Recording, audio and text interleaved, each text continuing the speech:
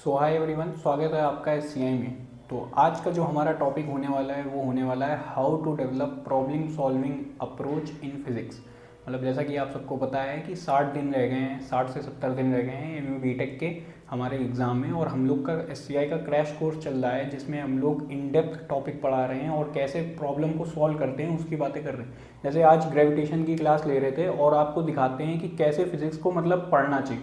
Normally लोग क्या है, फॉर्मूला पढ़ते हैं, थ्योरी पढ़ते हैं और उसके ऊपर क्वेश्चन लगाते हैं, लेकिन आजकल का ट्रेंड क्या है, आपका फॉर्मूला और थ्योरी से काम नहीं होता है। आपको थोड़ा सा स्मार्ट वर्क करना पड़ेगा और एक क्वेश्चन के थ्रू कैसे अलग अलग क्वेश्चन बनते हैं उनके ऊपर भी बात करनी पड़ेगी। देखिए जैसे अभी हमने एक क्वेश्चन बनाया है वो देखिएगा। जैसे नॉर्मली लोग क्या करते हैं, आपने ये प्रॉब्लम ज़रूर किया होगा। जैसे मान लीजिए एक अरेंजमेंट है हमारे पास, एक स्मॉल एम मास का स्फीयर है, दूसरा एक और स्मॉल एम मास का पॉइंट मास है, तीसरा एक और स्मॉल एम मास का पॉइंट मास है, चौथा एक और स्मॉल एम मास का पॉइंट मास है, ऐसे करके। और आपने ये क्वेश्चन ज़रूर किया होगा कि हमें बताना है नेट फोर्स बताओ on a single corner atom.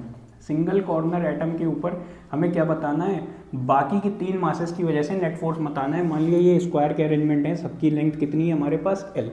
अब हर कोई इस सवाल को करना जानता है। हमारे पास ये सवाल किसके ऊपर है, सुपरपोजिशन प्रिंसिपल के ऊपर है कि अगर किसी भी सिस्टम में एक से ज़्यादा मासेस हैं और हमें किसी एक पर नेट फोर्स निकालना है तो हम लोग क्या करेंगे, बचे हुए मासेस की वजह से नेट फोर्स निकालेंगे।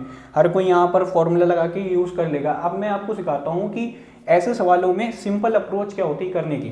देखिए नॉर्मली लोग क्या करते हैं, वो इधर तरफ से, भाई ये ग्रेविटेशन फोर्स की अगर हम बात करें तो ये इसको अट्रैक्ट करेगा, ये इसको अट्रैक्ट करेगा, ये इसको अट्रैक्ट करेगा, एक दूसरे को सारे के सारे अट्रैक्ट करेंगे। गलती कहाँ करते हैं, जी एम स्क्वायर बटा आर स्क्वायर लिखेंगे, जी एम स्क्वायर बटा आर स्क्वायर लिखेंगे, उसका रिजल्टेंट निकालेंगे और वो कैलकुलेशन बहुत ही मैसी हो जाती है। इससे अच्छी अप्रोच क्या है कि हम लोग क्या करें, ऐसे भाई सारे के सारे मासेस क्या है, एम एम एम एम, यानी सबके बीच में लगने वाला फोर्स क्या होगा, m का मल्टीपल होगा। तो मैं क्या मान रहा हूँ कि अगर दो मास है m और m, इनके बीच का लगने वाला ग्रेविटेशनल फोर्स आने वाला है gm स्क्वायर बटा एल स्क्वायर। इसकी वैल्यू को मैं कुछ माने ले रहा हूँ f। ठीक है, अब देखना ये वाला m मास, मान लिया हम इसके ऊपर नेट फोर्स निकाल लें, ये वाला m मास इसको अट्रैक्टिंग नेचर से शो करेगा तो यहाँ पर f का ग्रेविटेशनल फोर्स लगेगा, सेम f का ग्रेविटेशनल फोर्स इधर से लगेगा। ठीक है, अब ये दो वेक्टर मिल गए और दो इक्वल वेक्टर हमारे पास, अगर एक p वेक्टर इधर है और एक p वेक्टर इधर है, दो इक्वल वेक्टर 90 डिग्री का एंगल बनाते हैं तो उनका जो रिजल्टेंट आता है वो हमेशा बाइसेक्टर के अलॉन्ग आता है। उनकी वैल्यू क्या हो जाती है, √2 टाइम्स ऑफ वेक्टर। यानी इन दोनों फोर्स का जो रिजल्टेंट होगा वो हम लोग का कहाँ आएगा, इसके बाइसेक्टर के अलॉन्ग आएगा और वो वैल्यू कितनी हो जाएगी, √2 टाइम्स ऑफ f हो जाएगी। ठीक है, अब ये तो हम लोग ने नेट रिजल्टेंट किसका निकाला, इन दोनों मासेस की वजह से इस पर नेट फोर्स निकाला। अब ये एक मास और है सिस्टम में, तो ये वाला मास, अब देखिए आप, एक ये वाला मास है, मतलब इसमें इतना टाइम नहीं लगता है, मैं आपको समझा रहा हूँ इसीलिए इतना टाइम लग रहा है। ये दो मासेस है, इनके बीच की डिस्टेंस कितनी है, L√2।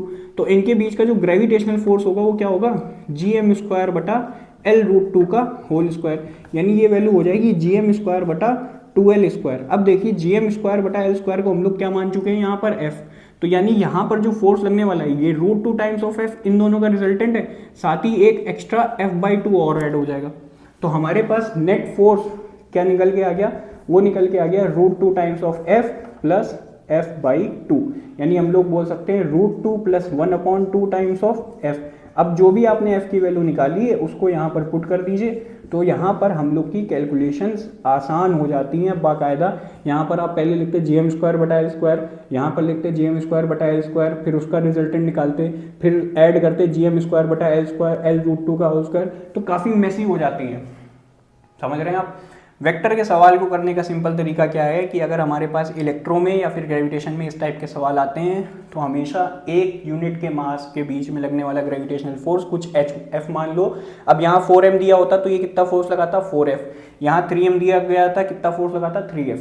अब ये तो रही बात बेसिक्स की, मतलब यहाँ तक तो हर कोई सवाल कर लेगा, ये तो बना भी लेता है, हर कोई बच्चों वाला सवाल है, हम लोग 12th 11th में पढ़ते हैं। अब दिमाग ये आता है कि अगर आपका दिमाग सोच पा रहा है कि हमने इस पर नेट फोर्स निकाल लिया, अब देखिएगा कि प्रॉब्लम सॉल्विंग अप्रोच बनाते कैसे। मतलब अगर मैं क्लास में पढ़ाता हूँ तो मैं डेवलप कराता हूँ प्रॉब्लम सॉल्विंग अप्रोच कि हम लोग कितना सोच सकते हैं, एग्जामिनर क्या सोच के एक क्वेश्चन बना सकता है। देखिएगा भाई, हमने तो इस पर नेट फोर्स निकाल लिया ना, ये कितना निकाला है, जो भी वैल्यू निकली है ये नेट फोर्स की वैल्यू हम लोग ने निकाल ली। अब मान लो मैं क्या बोलूं कि ये तीनों मासेस हमारे पास फिक्स हैं, ठीक है। अब देखना एक लेवल ऊपर चलते हैं, ये तीनों मासेस हमारे पास फिक्स हैं और ये वाला जो मास है हमारे पास फ्री है, ठीक है। अब देखना क्या होगा, अगर ये तीनों मासेस हमारे पास सिस्टम में फिक्स है, एक मास हमारे पास फ्री है, अगर उसके ऊपर कोई एक फोर्स लग रहा है, तो हर किसी ने पढ़ रखा है भाई, तुम अगर खड़े हो और तुम फ्री टू मूव हो, कोई इधर से पकड़े मुझे खींच ले मैं इधर आ जाऊंगा, इधर से पकड़े खींच ले मैं इधर आ जाऊंगा, ब्रेक डांस हो रहा है, ठीक है। तो यहाँ पर भी हमारा यहाँ पर डिस्प्लेसमेंट हो सकती है, यानी यहाँ पर हम एक्सेलरेशन निकाल सकते हैं। तो हमसे अगर कोई पूछे, मैं एटम को नाम दे दूँ, इसको बोल दूँ ए, इसको बोल दूं बी, इसको बोल दूं सी, इसको बोल दूं डी, तो कल को कोई पूछ ले एक्सेलरेशन ऑफ सी बताओ क्या होने वाला, आराम से निकाल लेंगे। अब एक्सेलरेशन की भी ट्रिक सिखाई होती है मैंने बैच में, वो क्या सिखाई होती है, ले जाने वाला फोर्स माइनस अपोज करने वाला force divide by total mass. अब इस मास को ले जा कौन रहा है, ये जो नेट फोर्स निकाल रहा है, जो भी वैल्यू होगी उसको मैं नेट फोर्स करके लिखूंगा, यानी नेट फोर्स। अपोज तो कोई कर नहीं रहा, हर कोई अट्रैक्टिंग नेचर दिखा के इसको ले जा रहा है, तो अपोजिंग नेचर तो कितना हो गया 0, डिवाइड बाई इसका टोटल मास कितना है m, तो क्या मैं एक्सेलरेशन ऑफ c निकाल ले गया यहाँ से, net force divide by m। अब यहाँ पर भी नहीं रुकेंगे, ये तो बेसिक था, ये बोर्ड लेवल का था, यानी ये हम लोग मान सकते हैं ये 11वीं क्लास का था। अब यहाँ पर कहाँ पर आ गए हम लोग, यहाँ पर हम लोग बोल लीजिए कि 11 से मीडियोकर रेंज में है, ठीक है। अब इसके ऊपर कैसे सवाल बनेगा, अब देखो अगर मैं एग्जाम में सेट करूंगा पैटर्न, मैं यहाँ पे नहीं रुकूंगा, मैं क्या बोलूंगा कि भाई ये तो सिस्टम है पूरा का पूरा, ये जो मासेस ले लिए हैं ये क्या है, पूरा का पूरा एक मेरे पास सिस्टम है, और सिस्टम में 4 मास रखे हैं। अगर मैं चारों का एक्सेलरेशन निकाल सकता हूँ, तो इस सिस्टम का कहीं ना कहीं सेंटर ऑफ मास लाई करेगा यहाँ पर। भाई अगर सिमेट्रिकल है तो सेंटर ऑफ मास कहाँ लाई करेगा, सेंटर पर। तो मैं बोल दूंगा कि भैया ऐसा करो, सेंटर ऑफ मास का एक्सेलरेशन बता दो, ज़्यादा कुछ नहीं चाहिए।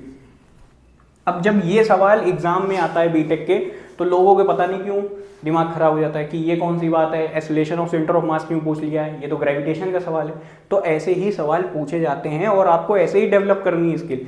अब हमें पता है कि सिस्टम में सेंटर ऑफ मास को भाई दिखाते हैं, अगर सिस्टम में सेंटर ऑफ मास का एक्सेलरेशन लिखना है तो 4 मासेस हैं, तो m1a1 plus m2a2 plus m3a3 plus m4a4 divide by क्या कर दो टोटल मास, तो मुझे क्या मिल जाएगा, सिस्टम का सेंटर ऑफ मास का एक्सेलरेशन मिल जाएगा। अब देखते रहो, सारे मासेस लिखो, एक मास ये है m, इसका एक्सेलरेशन कितना है भाई, ये फिक्स है, यानी कील से ठोक दिया गया होगा इसको, तो इसका एक्सेलरेशन 0, वो वाला भी फिक्स है, इसका एक्सेलरेशन कितना 0, ये वाला भी फिक्स है, इसका एक्सेलरेशन कितना 0, चौथा वाला फ्री है, तो इसका एक्सेलरेशन हम लोग ने क्या भी निकाला है AC, तो यहाँ पर लिखेंगे AC जो भी वैल्यू होगी डिवाइड बाई टोटल मास कितना हो जाएगा 4m, तो सेंटर ऑफ मास का एक्सेलरेशन कितना निकल के आ गया, m से m चला गया, ये सारी वैल्यूज क्या हो गई हमारे पास 0 0 0, तो AC बाई 4। यहाँ पर वैल्यू जो भी आपकी C की आएगी वैल्यू, नेट फोर्स को पुट करेंगे, मास से डिवाइड करेंगे, C का एक्सेलरेशन निकलेगा, उसको यहाँ पर पुट करेंगे, तो सेंटर ऑफ मास का एक्सेलरेशन निकल के हमारे पास आ जाएगा। अब ये जो लेवल बना है ये किसका बना है, बीटेक का बना है। तो समझ रहे हैं आप बात को कि हम लोग ने 11th स्टैंडर्ड से उठाया, मीडियोकर रेंज में डाला, और कहाँ से बनाया उस क्वेश्चन को, बीटेक में। ऐसे ही फिजिक्स में, मतलब लोगों को फिजिक्स क्यों टफ लगती है, क्योंकि वो सोच नहीं पाते, वो रिवाइज नहीं कर पाते, वो एक लेवल ऊपर सोचना नहीं चाहते। देखिए आपका काम है मेहनत करना और हमारा काम है मेहनत कराना। ये एक ही क्वेश्चन है, ये एक क्वेश्चन का डेमो है कि हम लोग SCI में जो क्रैश कोर्स कराते हैं उसमें ऐसे ही क्वेश्चन की प्रैक्टिस कराते हैं ताकि आप सोच पाए। मतलब 50 क्वेश्चन आने हैं, अगर सारी PYQ उठा लो, जेई मेंस की, नीट की, कितने क्वेश्चन होंगे मैक्सिमम 8000 ही तो होंगे। अगर तुम डेली का ज़्यादा कुछ नहीं 50 क्वेश्चन भी सॉल्व कर रहे हो ना, तो तुम्हारा आराम से यूँ निकल जाएगा बीटेक का एग्जाम। नॉर्मली लोग क्या है, थ्योरी पढ़ेंगे, फॉर्मूला पढ़ेंगे, लेकिन मैं आपको लिख के दे रहा हूँ कि फिजिक्स अगर आपको अच्छी करनी है तो थ्योरी फॉर्मूला से काम नहीं चलता, आपको एक लेवल ऊपर सोचना पड़ता है। और सोचने का काम मेरा है, मेरे ऊपर डाल दीजिए सोचने का काम। आपको चुपचाप ऐसे सवालों की प्रैक्टिस करनी है बीटेक के क्रैश कोर्स में आके, और गेट तक छोड़ के हम लोग आएंगे, ये हमारा वादा है। ऐसे ही हम लोग की वीडियोस आती रहेंगी और आपको ऐसे ही क्वेश्चन का लेवल दिखाते रहेंगे कि कैसे और चीज़ें बढ़ती हैं ऊपर के ऊपर। तब तक के लिए पढ़ाई करते रहे। All the very best.